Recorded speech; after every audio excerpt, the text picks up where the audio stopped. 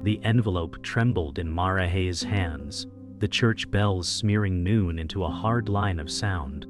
She peeled it open and read the exoneration once, then again, as if light might smudge it. Paper cut her thumb. She said, "If this is real, I get to stand up again." Wind pushed the old doors, and memory pushed harder. Pastor Elijah Collins had once called her a cautionary tale from that pulpit. She said, "You buried me with a sermon." He had said, "Consequences are mercy in disguise." Today the letter wrote a different mercy. Dignity was the stake, and the chance to ask for visitation without being treated like a rumor. A scuffed nursing school diploma waited at home, still unframed, like a sentence missing its verb. Mara stepped to the threshold as phones buzzed with noon alarms and gossip. Ruth Alvarez texted, "Walk in, don't bow." Mara said, "I won't bow." Pastor Collins looked up, startled, then composed. He said, "You're welcome in any time." She said, "I'm here for my name." The sanctuary smelled of wax and dust, and the aftertaste of judgment. The letter felt heavier than the door. She crossed the aisle toward the pulpit that once broke her. The room held its breath. The cost of breathing rose. She said, "Let's set the record straight." The sanctuary's hum rose like a hive as Mara reached the mic, and did not touch it yet. She said, "I'm not here to argue scripture." Her voice carried without the speaker's help. She held up the letter, thin armor against thick memory. She said, "I am here because truth arrived with a seal and a name." Pastor Collins watched with that careful calm he used in hospital rooms. He said, "We can hear you." The stake was dignity and the chance to ask the family court for time with Ava without whispers poisoning the air. Mara said, "You warned them about people like me." He said, "I warned them about patterns." She said, "Then watch this pattern now." A woman near the aisle tightened her grip on a hymnal. The air smelled like wax and wet coats. A child giggled and was hushed. Mara lowered her letter, less shield now, more key. She said, "I won't perform repentance to buy your comfort." Silence moved like weather. She said, "I'm here to set the record straight, so my daughter hears truth from me, not from your echo." The choir loft creaked, and the room leaned in. Collins stepped down one stair, careful as if the floor had thinned. He said, "This house can hold confession and correction." Mara let the letter rest on the pulpit edge. She said, "It will hold facts first." She read the line, clearing her name, and each syllable felt like a nail pulling free. He said, "The harm was real to some." She said, "Repair is real too." She named the pharmacy mix-up that stained her, the audit that finally spoke, and the weeks she stacked at the clinic to keep her hands busy when doubt crowded. A cough scattered in the back. She said, "I did not touch what they accused me of." He said, "And what of pride?" She said, "I brought receipts, not performance." Ruth's text buzzed again, unseen now but felt. The winds outside rattled the stained glass like old rumors clinging to bright stories. Mara said, "I will ask the court for fair time with Ava." She looked at Collins. She said, "You can keep your cautionary tale, or you can help undo it." The pulpit no longer felt like a wall. A man from the third pew stood, then sat, as if manners wrestled with memory. Mara said, "You don't owe me applause." She tapped the diploma in her tote, small ritual for courage. She said, "I owe my daughter a mother who stands up." Collins breathed in, slow. He said, "I spoke harshly when your case broke. I feared what I didn't verify." She said, "Fear built your sermon." He said, "Some took it as law." She said, "They made it a lock." The letter flashed again in her mind, a key cut from patient ink. The sanctuary's heater clicked on, filling the pauses with low thunder. She said, "I won't beg." He said, "I won't pretend I didn't add weight." The words balanced on a narrow beam between them. She said, "Name it from the same place you named me." He looked at the pulpit like it had grown teeth. The stakes pressed in. Dignity measured aloud, custody measured on paper, Truth measured in rooms like this. He nodded once, and the room shifted. Collins stepped behind the mic and let the weight settle where sermons live. He said, "I condemned someone without all the facts." The roof seemed to stop creaking to listen. He said, "I ask forgiveness, and I will correct what I said." Mara did not exhale, she anchored. She said, "Correction is a start."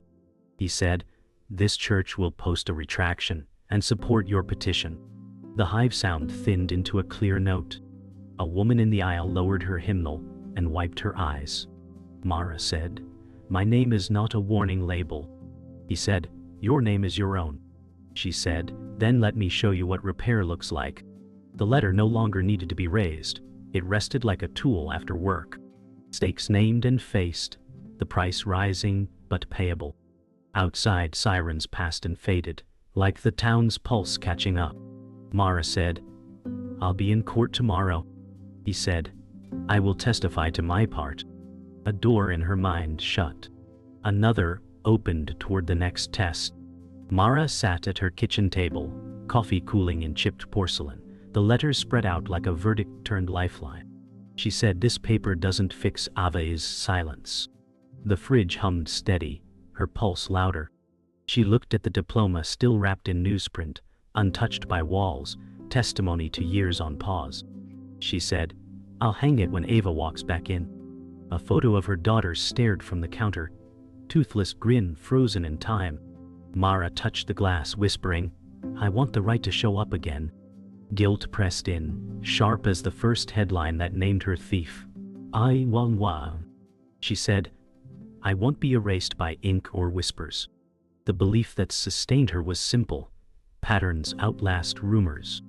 She would not take shortcuts, even if loneliness clawed at night. Her sponsor Ruth's voice lingered, steady wins trust, not speed.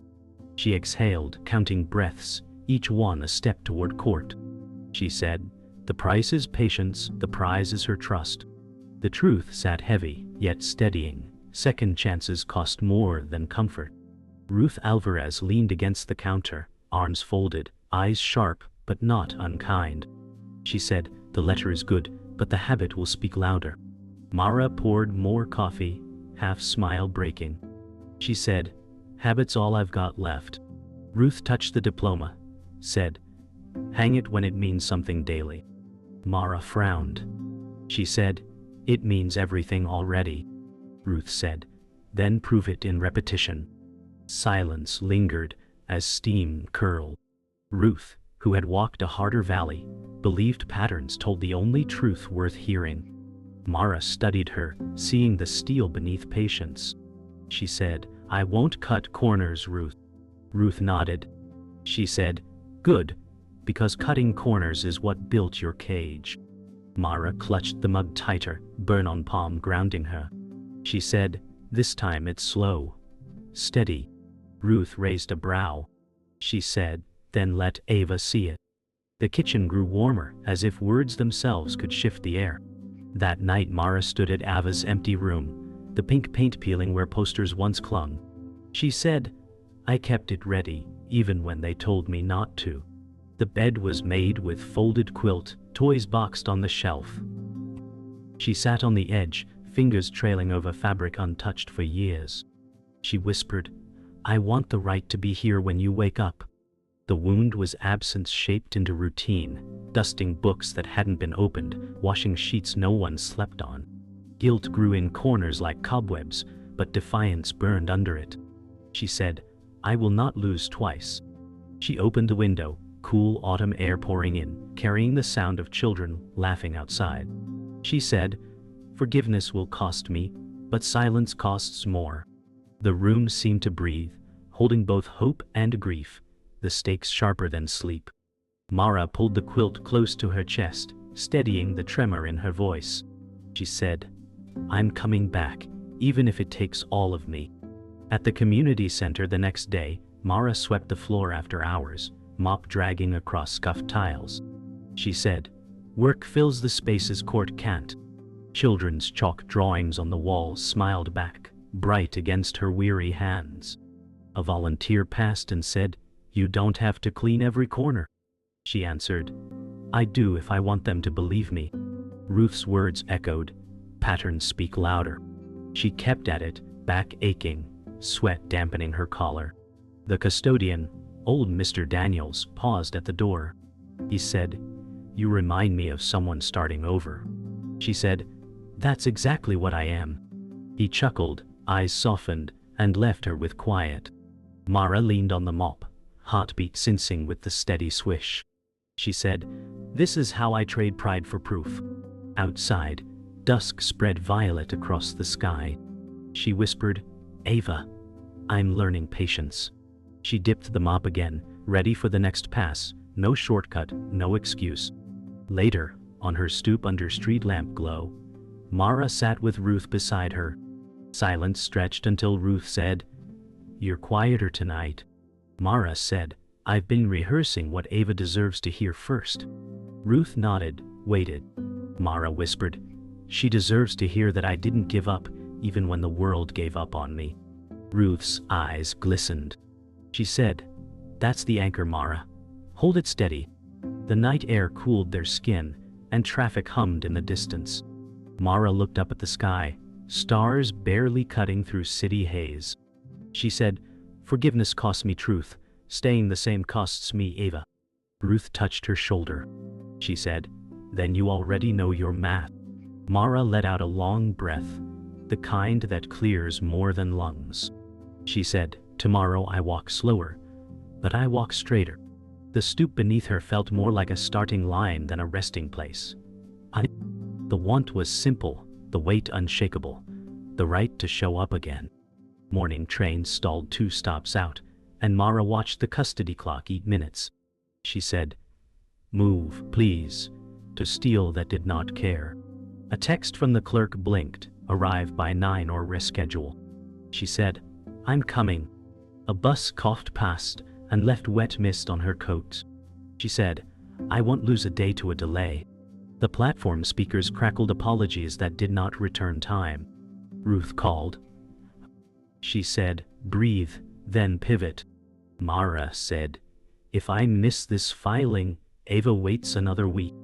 A beggar tapped a cup, and shame passed through like weather. She said, I'm not that headline anymore. The train lurched in, doors sighing like tired lungs. She boarded and counted stops like beads. She said, Dignity hates a schedule. When she ran the courthouse steps, the metal detector swallowed the last minute. The clerk glanced at the clock. He said, You were late. Mara steadied her voice. She said, I have the exoneration in the petition. He said, Next slot is Friday. The word Friday felt like a door closing on a child's week. She said, Put me on first. At the clinic, the supervisor reviewed her file with a pen that clicked like a metronome. He said, Probationary shifts only until the board confirms status. Mara said, I can start tonight. He tapped the screen. He said, Patients come first. Reputation second. Your pay reflects the risk. She swallowed pride and nodded. She said, Results will speak. He said, And punctuality. Miss 1 shift and we're done. The timesheet showed a 6 a.m. start after Friday's court slot. She said, I'll make both. Co-worker glanced up, whispering to another. She said, They can watch me work. Her phone buzzed with a block number. A voice said, People remember what they want. She hung up and felt the old fear try the locks. She said, Fear is not a manager here. The supervisor slid a badge across the desk.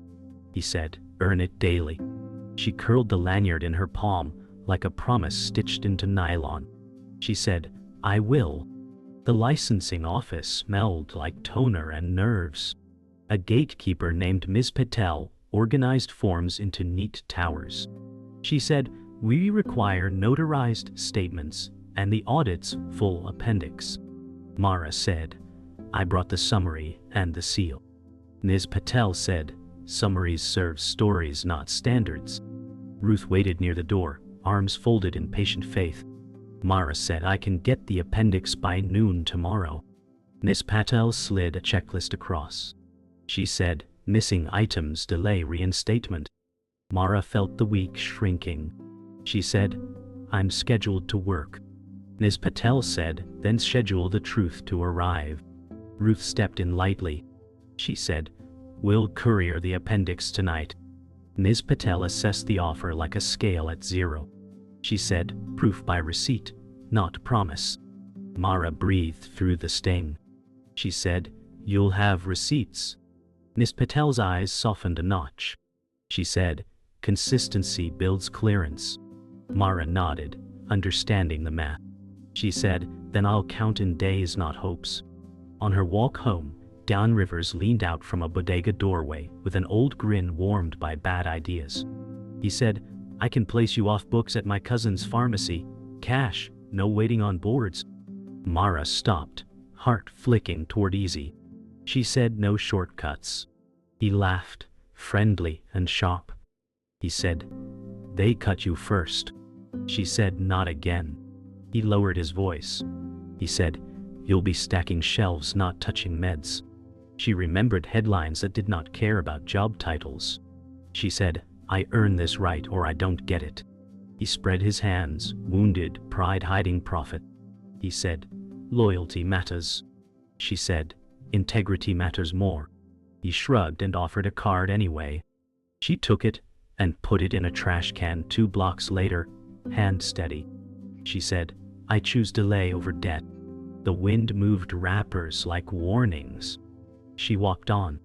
That night, Lucas Ward emailed from his lawyer's address.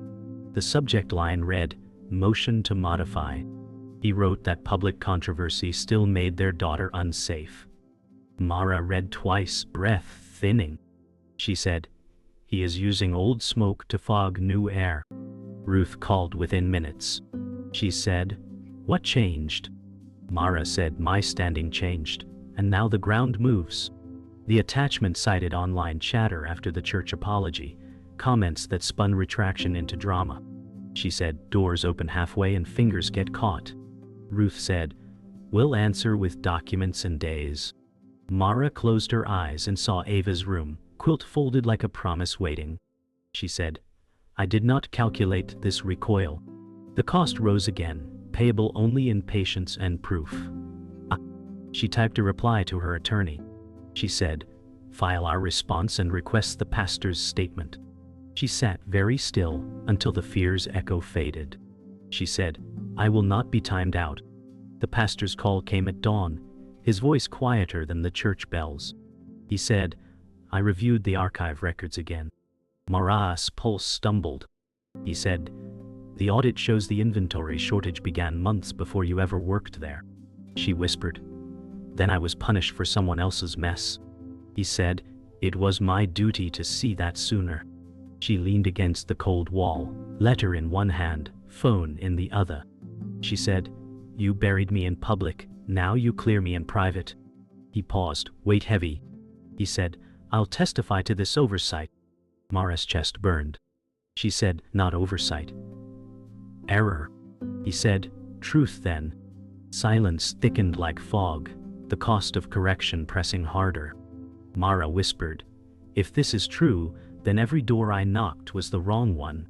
He said, "The door is open now." She said, "No, it's heavier now." The twist cut deep. Innocence not only proven, but the stain built on another's shadow. She felt freer and lonelier at once. Ruth arrived with black coffee, watching Mara pace. Ruth said, "So you were carrying someone else's weight?" Mara nodded, bitter smile thin. She said, "Weight that felt nailed into my skin." Ruth said, "Freedom feels strange after a cage." Mara said, "It feels like a new debt. How many chances were stolen because no one checked twice?" Ruth sipped, eyes steady. She said, "You decide what you do with the truth, not them." Mara touched the diploma at last, unwrapping it from the brittle newsprint. She said, "This belongs on the wall now." Ruth said, "Hang it when you're ready to believe it belongs to you." Mara lifted a nail and hammer, heart pounding. She said, "Belief costs more than paper." Ruth placed a hand on her shoulder. She said, "Belief pays Ava back." The twist deepened, Not just innocence but responsibility to live differently with it. At the courthouse lobby, Mara waited with her attorney. He said, "Collins will testify." That changes leverage. Mara gripped the railing, steel biting palm. She said, "It changes everything, and nothing." Ava still waits. Lucas arrived, polished suit, eyes cold. He said, "Truth does not erase years of damage." Mara said, "It erases lies." He said, "But Ava remembers absence." Her attorney whispered, "Stay steady." Mara steadied her voice. She said, "Absence was built on error. Presence will be built on proof." Lucas sneered faintly. He said, "Proof on paper, not in memory." Mara said, "Then watch me build memory." The bailiff called names, echoing through marble. The weight of the twist pressed harder. Lucas no longer just opponent, but mirror of the years lost. Mara inhaled, spine stiff, as if breath itself declared readiness. The hearing room hummed with fluorescent light. Collins took the stand, hands folded like prayer. He said, "My statements were made in error." Gasps rose in quiet waves. Mara held Ava's photo under the table. Collins continued, "The audit proves Miss Hayes was innocent from the start." Lucas leaned forward, jaw set. He said, "This doesn't rewrite history." Mara whispered, "It rewrites truth." Her attorney pressed, "So your sermon condemned her falsely?" Collins said yes. The gavel tapped for order. Mara's hands shook, not from fear, but from a release she did not expect. Lucas said, "Her absence still scarred Ava." Mara said, "And my return can heal her." Collins looked at her, voice softer. He said, "She deserves to see her mother's dignity restored." The twist echoed through every corner. The very voice that condemned her now cleared her. Outside the courthouse, reporters pressed microphones forward. One asked, "Do you feel vindicated?" Mara's jaw tightened. She said, "I feel responsible to prove what truth really looks like." Another asked, "Do you blame Pastor Collins?" She said, "I blame silence and shortcuts. I choose neither now." Ruth shielded her with an elbow, guiding her through the swarm. Mara said, "This isn't victory, it's work waiting." Lucas passed by, no comment, eyes like shuttered windows. She said, "Every word now weighs Ava's trust." Ruth whispered, "And Ava will hear your steps louder than their questions." Mara nodded, lifting her chin, walking into the gray afternoon. The twist had reset the stakes, innocence proven but trust still unbuilt. She whispered to herself, "Repair is heavier than blame, but it's mine to carry." The courtroom brimmed with silence as Mara rose from her chair. She said, "I need to speak." Her attorney tugged her sleeve, whispering, "It's risky." She shook him off. She said, "The truth won't wait for permission." Judge Harris narrowed his eyes, gavel poised. She said, "I was condemned for what I never did, and my daughter bore the punishment." Lucas crossed his arms, lips tight. She said, "This letter proves innocence, but my presence proves repair." The judge warned, "Choose words carefully." She breathed deep. She said, "I will not choose silence." The gallery leaned in, air heavy as stone. She said, "I offer Ava a mother who does not bow to lies, who works steady shifts, who shows up daily." Lucas muttered, "Words don't raise children." She turned toward him. She said, "But they can tear them down, and mine will not anymore." Judge Harris tapped his pen, measured. He said, "Proceed." The climax had begun, irreversible now. Pastor Collins took the stand again, shoulders heavy with confession. He said, "I misjudged her once, I won't misjudge again." Mara's chest tightened. Collins said, "She has faced more tests than many, and she passed in patience and honesty." Lucas interrupted, "That does not erase Ava's absence." Collins replied, "But it proves Mara is safe to return." The judge raised a hand for order. Mara pressed her palms flat on the table. She whispered, I will not let silence speak louder than truth. Ruth leaned close. She said, "Hold steady." Collins looked at Mara, voice firm. He said, "I once condemned her wrongly. Today I testify to her integrity." The words cracked through the room, shaking dust from memory. Mara felt her knees weaken, but stood taller. She said, "Truth is a pattern, not a moment. I have walked the pattern." The judge nodded once, eyes narrowing. Lucas rose sharply, pacing like a caged argument. He said, "She speaks of patience. But where was she when Ava cried at night?" Mara's voice cut through. She said, "I was fighting a ghost built by error." He said, "You cannot erase scars with speeches." She said, "Then let me heal them with consistency." He jabbed a finger at her. He said, "Your presence endangers her stability." Mara lifted the letter. She said, "This paper clears me, but I clear myself by showing up." The gallery murmured, tension snapping like live wire. Judge Harris barked, "Order!" Lucas exhaled sharply, his shoulders sinking but eyes hard. Mara whispered, "I choose dignity over silence." Her attorney leaned in. He said, "That line will live in record." Mara steadied her breath, ready to seal it with action. The ledger tilted toward decision. Judge Harris leaned back, weighing silence like stone. He said, "Custody is not a prize, it is responsibility." Mara said, "Then weigh my responsibility against the error that shadowed me." The judge asked, "Why should Ava trust you now?" Mara steadied, hands flat on table. She said, "Because I will not vanish when tested. Because I will not trade truth for ease. Because every day, I choose her above my shame." Lucas muttered, "Promises." Mara said, "Patterns." Collins whispered, "Amen." The gavel tapped lightly, not final but foreshadowing. Mara inhaled, voice low but unwavering. She said, "I am not here to win. I am here to return." The gallery fell silent, the weight of choice hanging in the fluorescent hum. Harris nodded slightly. He said, "Then your return begins in action, not in words alone." The climax narrowed to one truth, choice without retreat. When the ruling came, Harris's voice cut clear. He said, "Visitation reinstated under supervision. Petition for full custody under review." Mara closed her eyes, a tear slipping down. She whispered, "It's a door, not the whole house, but it opens." Lucas exhaled, shoulders stiff but resigned. He said, "We'll see if you keep steady." Mara said, "I will." Ruth gripped her arm, whispering, "First step taken." Collins bowed his head. The gavel struck once, sealing a path that could not be undone. Mara walked out, chest heavy but lifted, each step a statement louder than apology.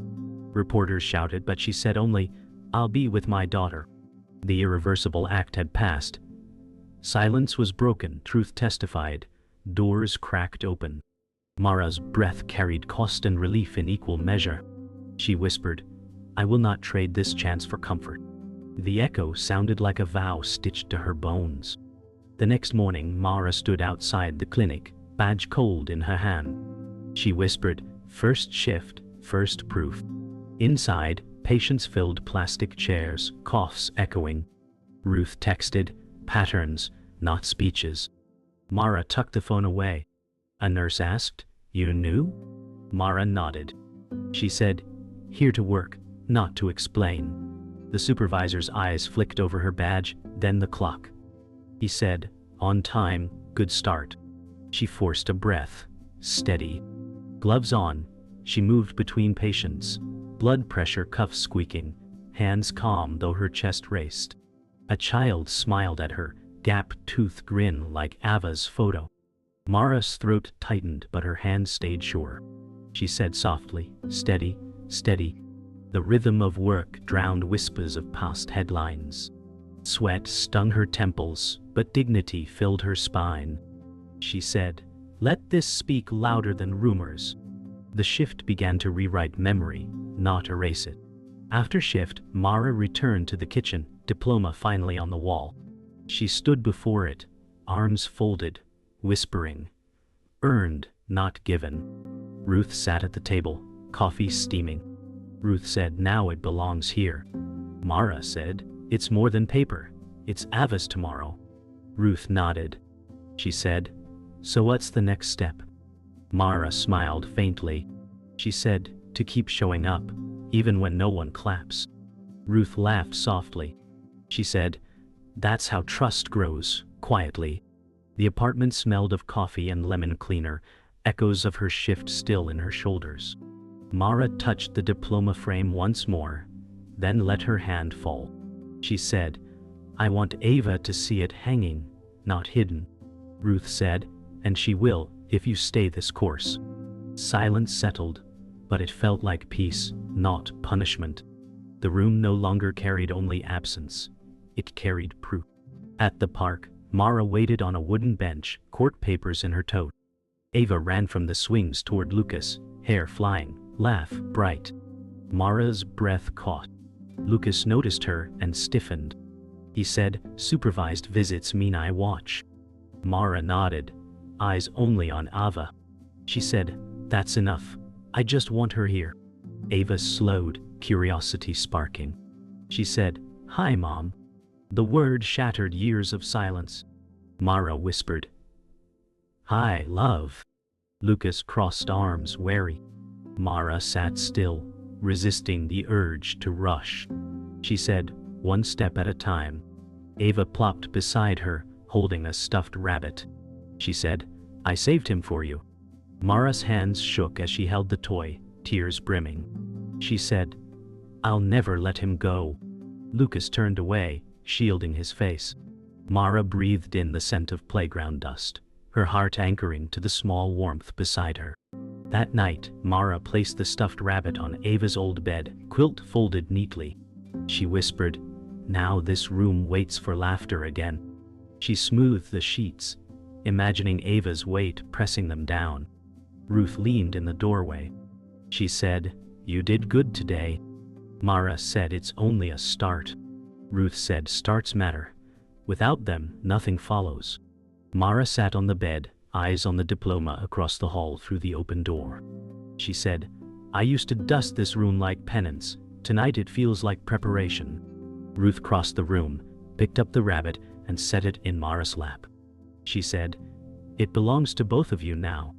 Mara hugged it, tears spilling but soft. She whispered, "The silence broke today." Ruth nodded, voice low. She said, "Keep it broken, keep it honest." The room, once hollow, now pulsed with promise. Days later, Mara clocked out from another clinic shift, exhaustion heavy but steady pride stronger. She walked into the cool evening, phone buzzing with Ava's first text, "When can we bake cookies?" Mara stopped in the street, tears mixing with laughter. She whispered, "Whenever you want." Ruth called, asking, "Good news?" Mara read the text aloud, voice trembling with joy. Ruth cheered. "That's trust speaking." Mara typed back, "This weekend," her hands firm, her heart steady.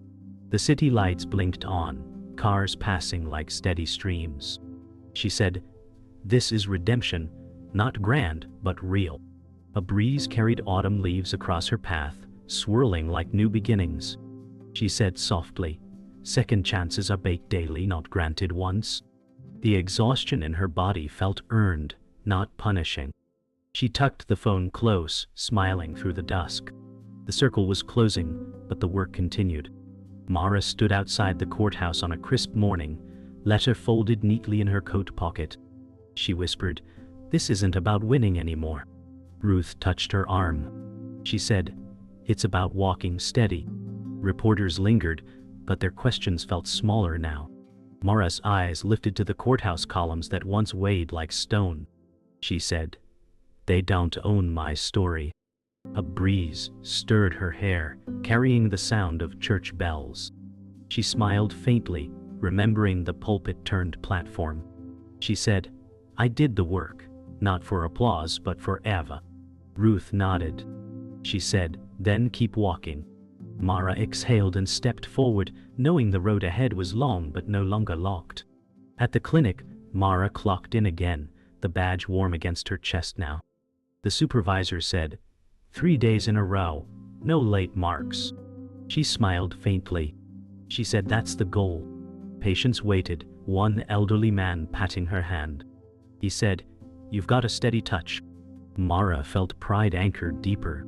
She whispered, steady enough for Ava. Each task became a quiet victory. Blood pressure checked, chart filled, kind word given. No applause, but trust built silently, brick by brick. She thought, this is the rhythm of redemption. On Saturday, Ava sat at Mara's kitchen table, flour dusting her cheeks. She said, more sugar, Mom? Mara laughed, shaking her head. She said, not too much. Ava giggled, hands sticky with dough. Ruth snapped a photo quietly, eyes bright. Mara whispered, this is the proof I've worked for. Lucas stood in the doorway, arms crossed, watching but not stopping it. He said, she looks happy. Mara met his gaze. She said, because she knows I'll keep showing up. The oven ticked, filling the room with warmth. Mara thought, second chances smell like cookies rising. That evening, Mara tucked Ava into the old bed, quilt pulled to her chin. Ava whispered, I kept the rabbit safe. Mara smiled, kissing her forehead. She said, and I kept this room ready for you. Ava clutched the toy, eyelids drooping. Mara sat in the chair whispering, I will never vanish again. Ruth stood at the door, silent witness. Lucas leaned in briefly, then walked away without a word. The house creaked, not from emptiness but from life returning. Mara thought, the silence is broken for good. The lamp glowed softly, painting the room in peace. On Sunday morning, Mara stood at the church doors once more. The pulpit gleamed in candlelight, but this time it felt like a platform, not a wall. She said aloud, I can forgive. But can you live with it? Collins bowed his head. He said, I can. The congregation murmured softly. Mara turned, spotting Ava in the pew, smiling wide. She whispered, this is the ending and the beginning. The sanctuary held no chains now, only echoes of repair. She thought, second chances aren't free. I paid in full. Her voice rang steady, final as a vow.